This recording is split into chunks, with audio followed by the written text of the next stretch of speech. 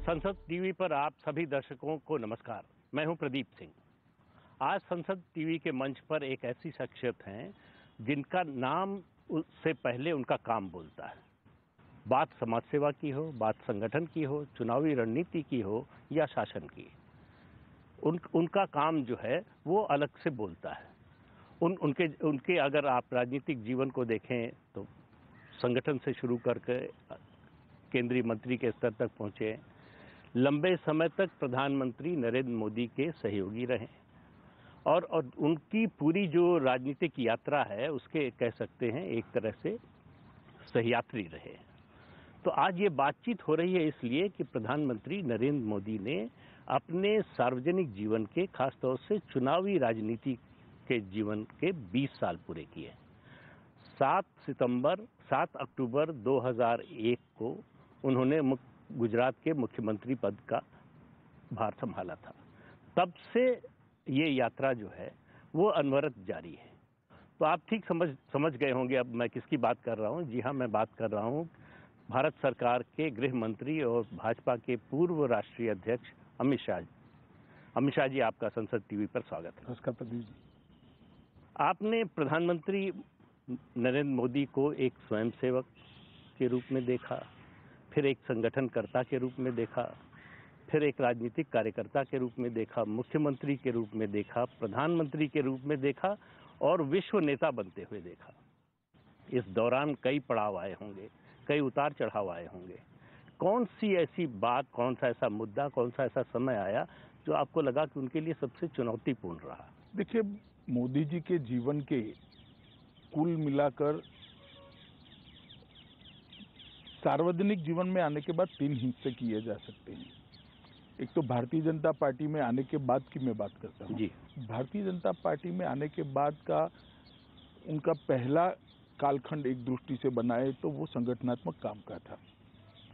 दूसरा कालखंड उनके मुख्यमंत्री के उनके तत्वाधान में गुजरात में वो मुख्यमंत्री रहे और एक काम हुआ।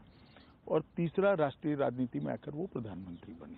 ये 3 हिस्सों में उनके सार्वजनिक जीवन को बांटा जा सकता है। ये तीनों बेहद चुनौतीपूर्ण अपने आप में रहे। जैसे जब उनको भारतीय जनता पार्टी में भेजा गया, वो आए, संगठन मंत्री बने। उस वक्त भारतीय जनता पार्टी की स्थिति खस्ता हाल थी।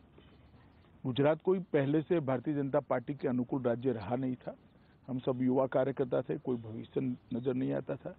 जब भाजपा के लिए बात करते थे या ज्वाइन हुए थे, हमारे प्रोफेसर हमें डांटते थे, कहाँ गलत रास्ते पे चले गए हो। इस प्रकार की स्थिति थी। और देश में 2 सीटें आई थी। तब मोदी जी भारतीय जनता पार्टी गुजरात के संगठन मंत्री बने और 87 से उन्होंने संगठन को संभाला और संगठन के माध्यम से एक पक्ष की विश्वसनीयता कैसे जनमानस में बनाई जा सकती है उसका उत्कृष्ट उदाहरण करा। 87 में आने के बाद सबसे पहला चुनाव आया अहमदाबाद म्युनिसिपल कॉरपोरेशन का। पहली बार भारतीय जनता पार्टी अपने बूते पर कॉरपोरेशन में सत्ता में आई। उनके संगठन मंत्री बनने के महज 1 साल के अंदर और उसके बाद में भारतीय जनता पार्टी की यात्रा शुरू हुई। 90 में हम हिस्सेदारी में सरकार में आए, 50% की हिस्सेदारी थी, 95 में पूर्ण बहुमत में आए और वहां से भारतीय जनता पार्टी आज तक पीछे मुड़कर नहीं देखा है। कल भी जो चुनाव हुए उसमें हम लगभग 95% स्वीप कर गए। तो सबसे बड़ा चैलेंजिंग काम उनका उस वक्त था कि गुजरात में भारतीय जनता पार्टी का कमल खिलाना। उस वक्त उन्होंने कठोर परिश्रम, बारीक आयोजन और इम्प्लीमेंटेशन के लिए एक दृढ़ता, ये तीनों के कारण उन्होंने भारतीय जनता पार्टी को खड़ा किया। और एक मैं अभी भी मानता हूँ मल्टी पार्टी डेमोक्रेटिक सिस्टम में बहुत सारी पार्टियां है और होनी भी चाहिए। सबने गुजरात के संगठन के मॉडल का स्टडी करने जैसा है जो मोदी जी ने उस वक्त बनाया था और समय समय पर उसमें अनुकूल परिवर्तन भी होते गए। परंतु वो मॉडल की जो नींव थी, जनता के साथ सरोकार रखकर जनता की वेदनाओं को समझकर उसको वाचा देना ये राजनीतिक पार्टी का काम है। जब विपक्ष में होते हैं तो आंदोलन के माध्यम से उसको वाचा देते हैं और जब सत्ता में आते हैं तो सरकार की नीति और कार्यक्रमों के माध्यम से उसका रास्ता ढूंढना, उसको हल निकालना और वो वेदना को कम करना या तो निरस्त करना। मैं मानता हूं एक बहुत बड़ी चैलेंज उनके लिए थी उस वक्त कि भारतीय जनता पार्टी को गुजरात में प्रस्थापित करना। हम तीसरे नंबर पर थे और तब से लेकर जो शुरू हुआ है आज तक भारतीय जनता पार्टी पूरी दुनिया देख रही है, इसको हम लगातार जीतते जा रहे हैं। दूसरा बड़ा चैलेंज उनके सार्वजनिक जीवन में आया कि जब वो गुजरात के मुख्यमंत्री बने। मैं जिस कॉन्स्टिट्यूंसी से आता हूं वो कॉन्स्टिट्यूंसी भी हम हार गए थे, जो गुजरात का सबसे सेफेस्ट सीट माना जाता था, साबरमती असेंबली कॉन्स्टिट्यूंसी, वो हम हार चुके थे। अच्छा। बड़ा भूकंप आया था, सारे कॉरपोरेशन के चुनाव, जिला पंचायत के चुनाव, तहसील पंचायत के चुनाव कांग्रेस स्वीप कर गई थी। 70 के दशक के बाद पहली बार Bharatiya Janata party Rajkot municipal corporation में हारी थी। 70 के दशक के बाद, जनसंघ के समय से लेकर आज, और अहमदाबाद म्युनिसिपल कॉरपोरेशन हम 87 के बाद पहली बार हारे। उस समय उनको गुजरात की धूरा सौंपी गई और उस वक्त की राष्ट्रीय राजनीति की भी कल्पना करते हैं तो एक बहुत लंबा कालखंड यहाँ पर गठजोड़ की राजनीति का रहा। जो सरकारें आई, पूर्ण बहुमत की सरकारें नहीं थी, मिली जुली सरकार थी, कभी 20 पार्टियां, कभी 25 पार्टियां, कभी 30 पार्टियां। अटल जी के नेतृत्व में सरकार बनी, वो भी कोई पूर्ण बहुमत की एक पार्टी की सरकार नहीं थी।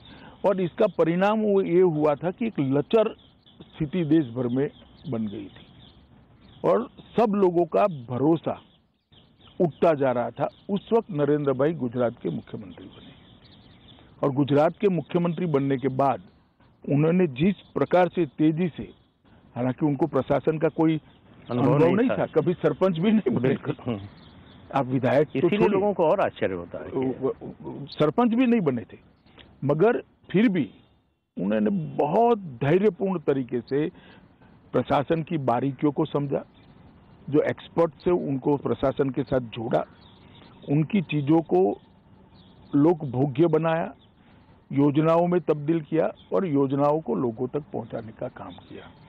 और जो भूकंप एक जमाने में भाजपा के लिए एक धब्बा बन जाएगा ऐसा लगता था, वो भूकंप के काम की पूरे विश्व ने बुरी बुरी सराहना की। और आज आप भुज जाकर देख लीजिए, एक और लातूर का भी भूकंप था, एक बार भुज का भी है। पूरा नवनिर्माण किया, पूरा भुज का नवनिर्माण हुआ। सिर्फ नवनिर्माण नहीं हुआ, भुज की विकास दर उसके बाद 37% ज्यादा बनी। और आज भुज के अंदर पानी भी है, इंडस्ट्री भी है, एजुकेशन भी है। पहले भुज का पोस्टिंग पनिशमेंट पोस्टिंग माना जाता है, प्राइम पोस्टिंग माना जाता है। इतना बड़ा परिवर्तन लाए और अपने मुख्यमंत्री काल में उन्होंने एक नया मॉडल बनाया कि विकास को कैसे सर्वस्पर्शीय, सर्वसमावेशक बनाया जा सकता है। और इसके लिए उन्होंने ढेर सारी योजनाएं लेकर आए। जैसे मैं 2-3 योजनाओं का ही जिक्र कर पाऊंगा समय मर्यादा देखते हुए। वन बंधु कल्याण योजना, सबसे निग्लेक्टेड गुजरात में आदिवासी थे। कांग्रेस ने उनका वोट बैंक के नाते तो उपयोग किया, परंतु कभी उस तक विकास नहीं पहुंचा था। उन्होंने सारी बिखरी हुई योजनाओं को जोड़ा और पहली बार गुजरात में उनका जो संविधान का दिया हुआ अधिकार था कि उनकी जनसंख्या के अनुपात में बजट में उसको हिस्सेदारी मिले, पहली बार नरेंद्र मोदी जी ने 2003 के बजट के अंदर उनको दिया। और वन बंधु कल्याण योजना ने पूरे गुजरात के ट्राइबल एरिया का विकास का रास्ता खोल दिया। और आज ट्राइबल एरिया में बड़े भरोसे से कह रहा हूं, कोई भी क्रिटिक से क्रिटिक एनालिसिस करने वाला व्यक्ति वहां पहुंच जाए, सूरत शहर और डांग के जिले के बीच में कोई अंतर वो नहीं ढूंढ पाएगा। इतना बड़ा परिवर्तन हुआ। इसी प्रकार से राजनीतिक लाभ भी मिला। राजनीतिक लाभ दूसरी बात है जी, मगर लोगों का भरोसा लोकतंत्र के अंदर दृढ़ हुआ। सागर छोड़ के हमारे किनारे थे तो उसके लिए भी एक योजना लेकर आए, वो भी निग्लेक्टेड पड़े थे, जबकि सबसे ज्यादा खनिज संपदा वहीं थी। रेवेन्यू सबसे ज्यादा वहां से आती थी, बंदरों के कारण सबसे ज्यादा इंडस्ट्री वहां लगी थी। पूरे सागर छोर के किनारों को रोड से जोड़ दिया और इसके वहां पर हर तहसील की एक डेवलपमेंट प्लानिंग बनाई गई और सागर खेडू विकास योजना वहाँ उन्होंने शुरू की।